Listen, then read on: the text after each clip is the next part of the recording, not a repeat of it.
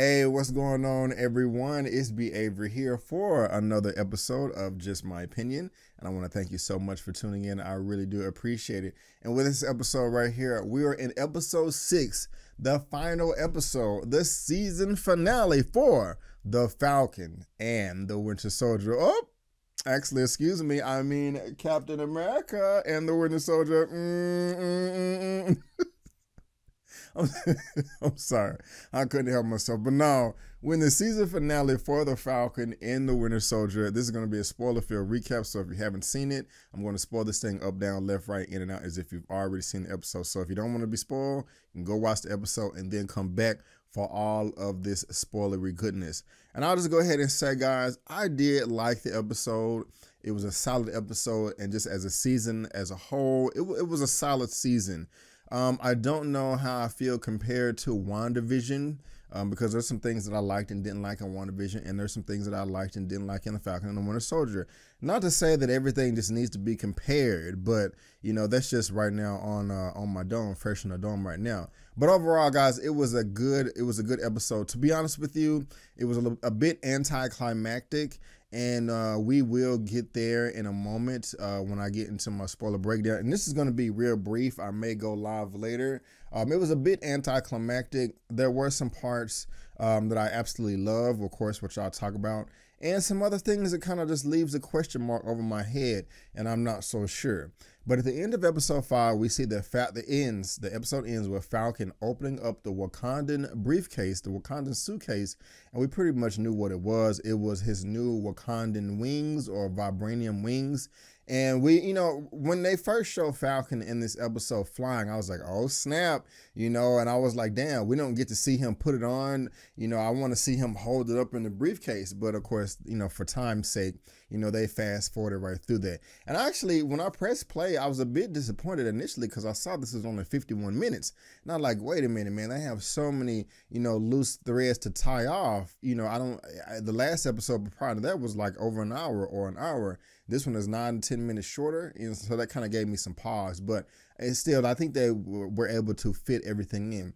But when Falcon first showed up with his new Captain America suit from Wakanda with the vibranium, it was dope as hell. I liked it. It looked beautiful. I started smiling, and I actually I rewinded it a few times just because I liked the way he entered the scene. You know, flying in the air, throwing the shield through the window, and hitting the dude, and like that barrel roll as he went through the window. That looked badass. And like, tell me what y'all think about the suit. Do you like it? To me, it had a lot of white in it. Me personally, I would have preferred more blue. You know, I don't know. It just seemed loud. You know what I'm saying? Like, it just seemed like, okay, Falcon can't sneak up on nobody because you got a white ass suit on, you know. But I would have been, you know, cool with blue or navy blue. Or, I mean, I don't mind you having white in it, but it was a lot of white. However, I mean, the design itself was still badass. I still like that. That was cool right there. Now something that just kind of bummed me out. I was like, wait a minute, Sam, how you be getting your ass whooped so much by Backshot the Leaper? I know he's a worthy foe and all this stuff, and you got some hits in. After about the second or third time they showed y'all fight, you got some hits in, but you know, he was kind of kicking your butt. I'm like, bro, he don't have no weapons. He doesn't have a vibranium shield. You got vibranium wings and a vibranium shield, and he is side kicking you all across the wall here. You know what I'm saying? But, you know, again, you did get some hits in, but I was just kind of bummed out initially, like, damn. You know, I understand you ain't like, you don't got the super soldier serum, but come on now, how they gonna just, you know, do you like that? As far as the flag smashers is concerned, you know, they were no names to me. I don't care about them at all. Only person I knew was Carly, of course.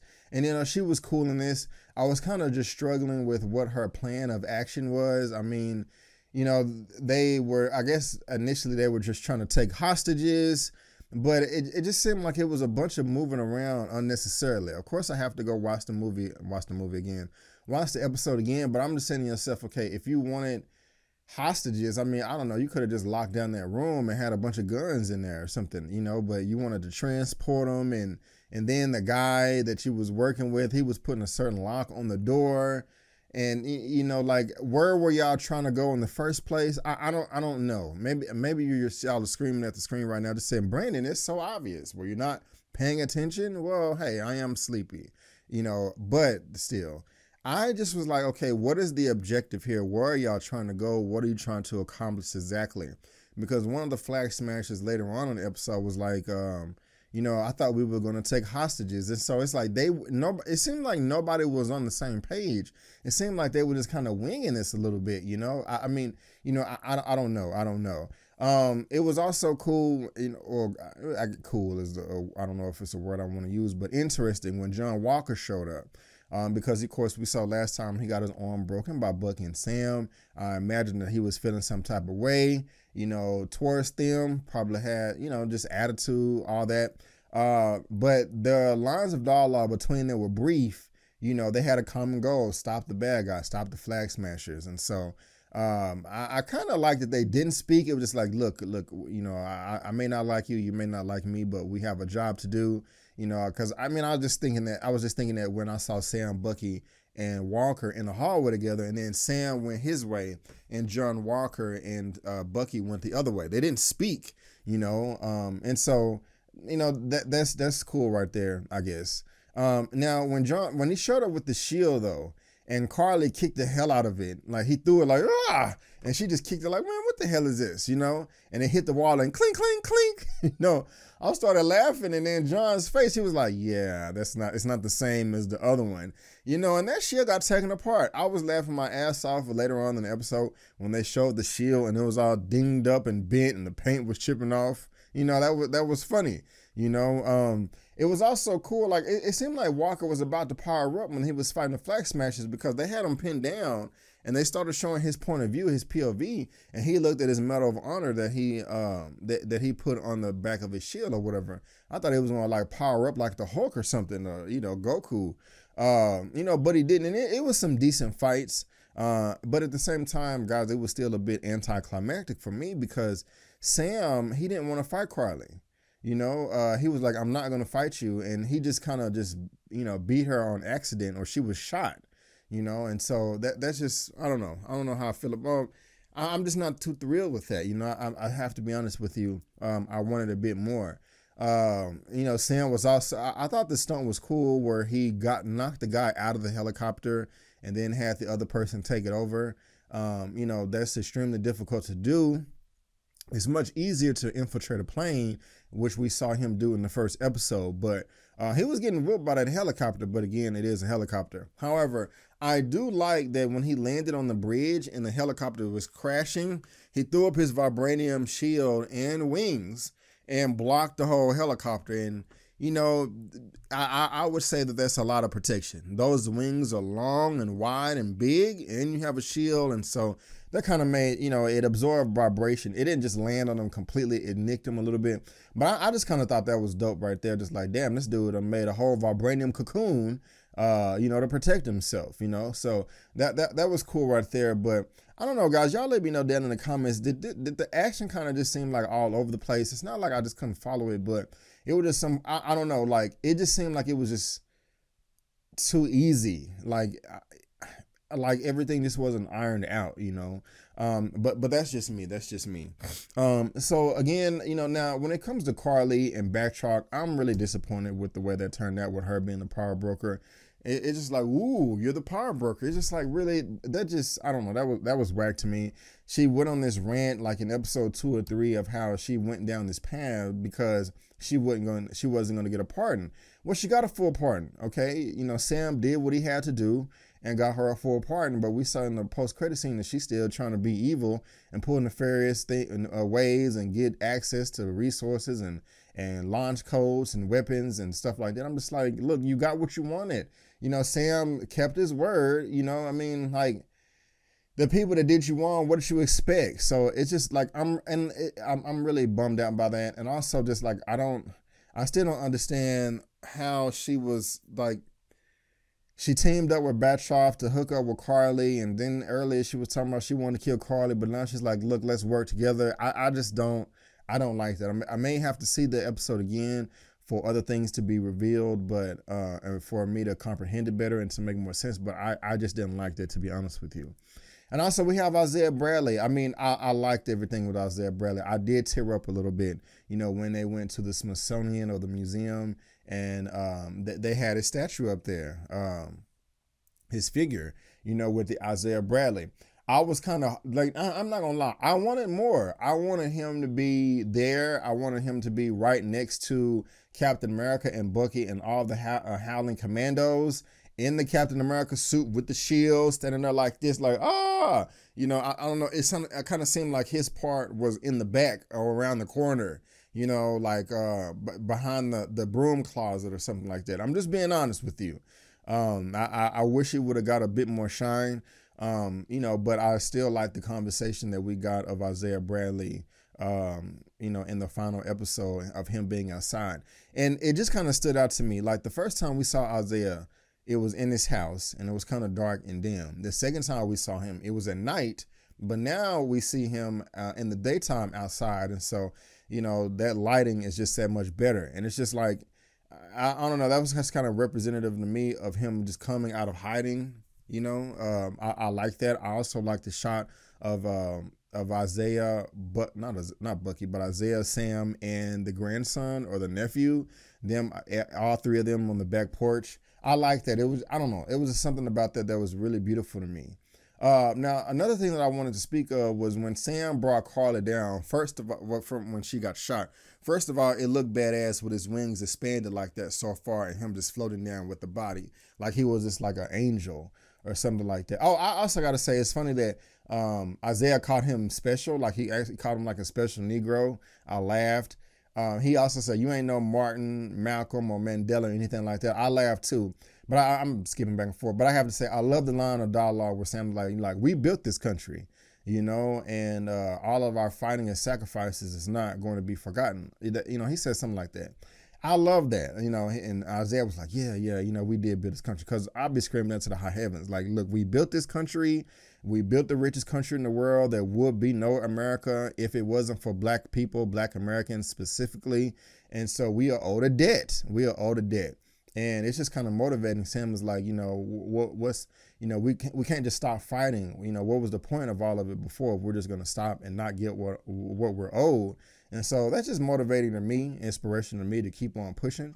We got to get our reparations, guys. That's the only way we're going to close this racial wealth gap, racial lineage wealth gap. I can't believe I skipped over that part, but I just had to say that real quick. So that was dope as hell too. And it just made when he went to the museum, the Smithsonian in the end, that much more meaningful, that much more significant.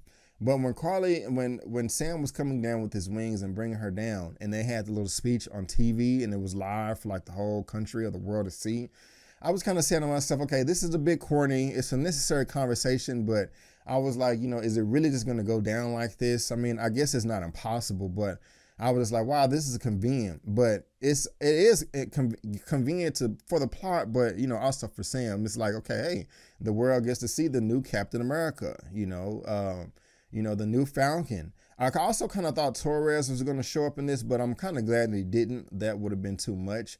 I also thought that Rhodey may have shown up in the War Machine suit, but that may have been too much too as well. Some people were thinking Spider-Man was going to show up because this is in New York, but you know, I mean, it was a solid episode, a solid season. I still have questions. I still need to see it again. You know, it wouldn't make sense for Rhodey to show up unless he was busy doing something else, you know, because, you know, a government building or government entities are being taken hostage, and that's kind of in his lane, you know, and so I don't know, kind of like WandaVision 2, it didn't make sense to me why Doctor Strange did not show up at all, or especially the last episode, you know. But I did enjoy the episode, guys. Episode 4 was still my favorite, and I'll probably say number 5 after that. You know, after that, I don't know. I don't think I'm just gonna go through and rank each episode, but I just, you know, said that to say to compare the last 3. But again, it was a solid episode. It didn't blow me away. A bit anticlimactic, and I'm a bit disappointed, you know, with the Sharon Carter power broker stuff. I guess Batroc is dead. Also, I like the fact that we saw the Wrath. Zemo is in there, and his butler or whatever blew up the Flag Smashers because, you know, he saw his mission through. He really did. So I gotta respect Zemo for that. As far as just, you know, sticking to his code of, you know, his particular code of conduct. So there are no more Flag Smashers, you know, they are all dead. Oh, and also Val, Julie Louis-Dreyfus, you know, Madam Hydra. That was interesting to me too. I mean, she gave Captain Walker, the John Walker, the U.S. agent suit, and he just seemed really happy. But I'm just thinking like, okay, did you just really just show up and drop off? So, hey, let me just try this on. It just seemed like you would have just drop it off and have it tried on, you know, on his own or something. I don't know. That was just kind of weird for me. Also, we got to talk about Bucky and Yuri. I wanted more of his reaction. He was like, you know, your son was murdered by the Winter Soldier, and that was me. He's like, why? And then he leaves. Like, I wanted to see more of that conversation. You know, did Yuri initially reject Bucky? Did he have an attitude? You know, was he like, okay, wow, that was a lot, but I'm good now. Thanks for telling me. And we just get to see him at the bar later on. So I wish I would have saw more there. So, I mean, yeah, it was, I'm saying, sorry, it was a cool episode, but with those things I just said, I just wanted a bit more, to be honest with you. I didn't hate it, but my expectations going into this final episode was very high. Also, guys, if you want to see the interview I did with Malcolm Spellman, the writer, and Anthony Mackie, you can go ahead and click right here. Again, I may do another live later on tonight. We'll just have to see. And I just also posted my movie review for Mortal Kombat, so you can click right here at the bottom as well. But guys, I want to thank you so much for tuning in. Again, that is just my opinion. And before you go, don't forget, again, that my name is Brandon Keith Avery, and that's just my opinion. Peace.